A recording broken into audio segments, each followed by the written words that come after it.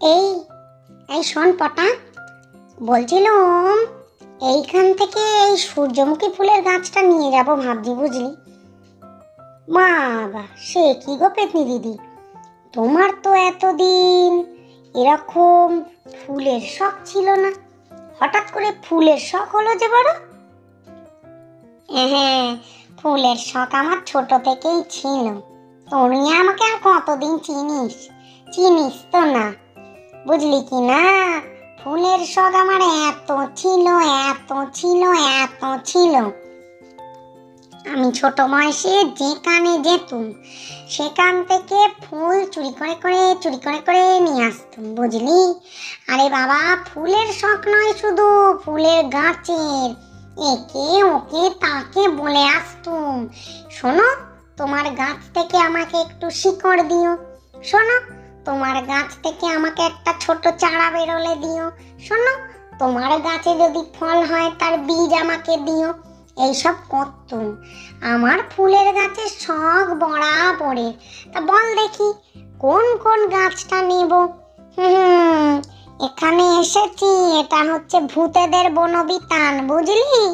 এইখানে বিভিন্ন ধরনের ম্যাজিক্যাল ফুল ফলের গাছ পাওয়া যায়, এমনি এমনি নয় যে কে সেই নয় বাবা।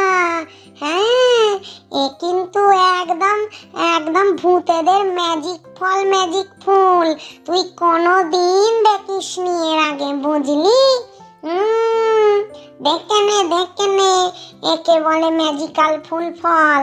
হ্যাঁ, ওই যে গাছটা দেখছিস, ওই গাছের ফল খেলে তোর যৌবন ধরে রাখতে পারবি। ওই যে ফুল গাছটা দেখছিস, ওই ফুলের গন্ধ তোর বাড়িতে 1 বছর থাকবে, আর ফুলও সতেজ থাকবে। আর ওই ফুলের রস যদি তুই মাথায় লাগাতে পারিস, 1 ড্রপে তোর টেকো মাথায় চুল গজিয়ে যাবে, বুঝলি কি না? আরো অনেক গাছ আছে, পরিচিতি করবি নাকি গাছেদের সঙ্গে? হ্যাঁ বাবা, খুব সাবধান, এখানে কিন্তু রাক্ষসে গাছও আছে। তারা হচ্ছে ভূত গাছ, মানে ঠিক গাছ নয়, গাছেদের আত্মা। তাদের আবার সামনাসামনি দেখে বুঝতে পারবি না, মনে করবি তারা এমনি গাছ, কিন্তু সেই গাছ আবার বিভিন্ন রকমের হয়। তারপরেতে শোন, আরো গাছ আছে, যে গাছের ফল খেলে তুই বিভিন্ন জাদুবিদ্যা পাবি। বাবা, সে জাদুবিদ্যা তো যে সে জাদুবিদ্যা নয়। যেমন ধর এই ফল গাছটা, এই ফলটা খেলে তুই ভ্যানিশ হয়ে যেতে পারবি। তারপরে ধর এই তুই 2-3 ঘন্টা ভ্যানিশ থাকবি এক কামড়ে।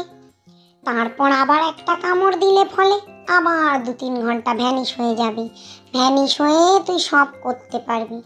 তারপরে ওই ফল গাছটা ধর, ওই ফল গাছটার ফল খেলে তুই বেসুরো হোস, তালকানা হোস, যাই হোক বাপু, তুই বিভিন্ন ধরনের গান গাইতে পারবি, বুঝলি? তাও আবার সুরেলা।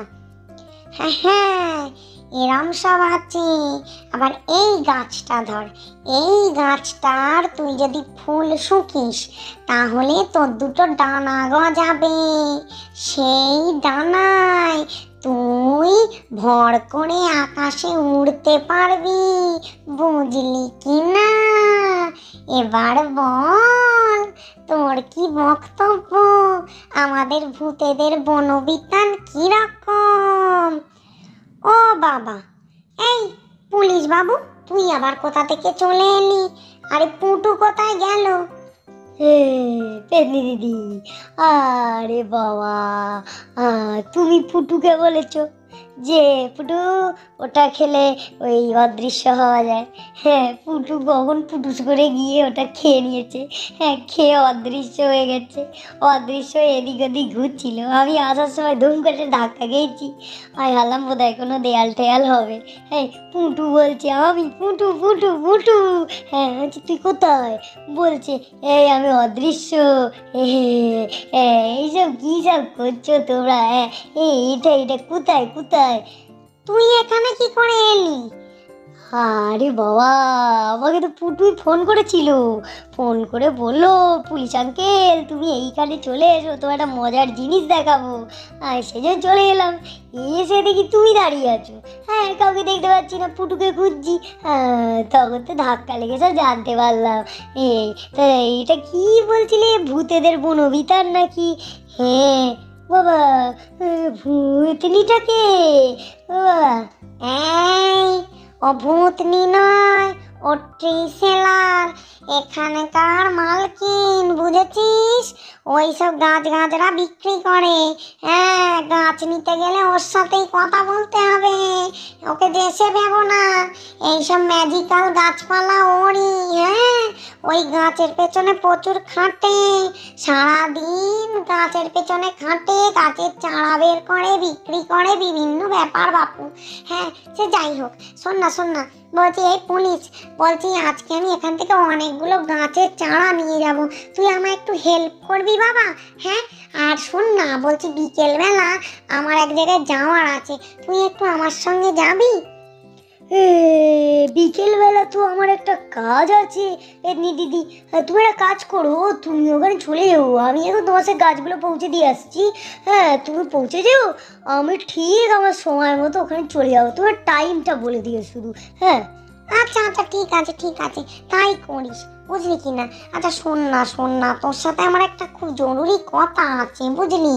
আরে বাবা, আসলে হয়েছে কি শোন, বলছি আমি এই সমস্ত গাছপালার তো আমার খুব শখ ছোট থেকে। হ্যাঁ, তা একদিকে ভালোই হয়েছে, মরে গিয়ে এইসব ম্যাজিক্যাল গাছের খোঁজ পেয়েছি। তা আমি এইসব ম্যাজিক্যাল গাছ দিয়ে কিছু মানুষজনের সেবা শুশ্রূষাও করতে চাই। তুই কি আমাকে ওই সেবা শুশ্রূষা করার বন্দোবস্ত করে দিবি বাবা? হ্যাঁ, কি করতে হবে বলো?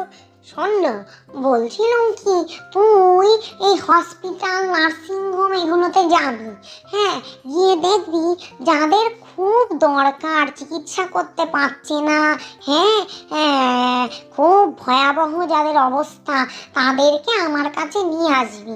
আর না হলে আমি তোর হাতে ফল দেবো, তুই দেখে এসে বলবি, ফুল দেবো, তুই দেখে এসে বলবি, সেগুলো গিয়ে ওদেরকে খাইয়ে বা শুকিয়ে দিবি, বা বেটে রস করে দেবো, খাইয়ে দিবি। হ্যাঁ, আর তারপর বলবি যে আমার কাছে একজন ডাক্তার আছে, কিন্তু তিনি কারোর সঙ্গে দেখা করেন না, শুধু লোকের সেবা করেন। হ্যাঁ, আপনাদের যার যা যা অসুবিধে সব আমার ওই ডাক্তারকে বলবেন, মানে আমায় জানাবেন, আমি আমার ডাক্তারকে জানাবো। একটু করতে পারবি বাবা?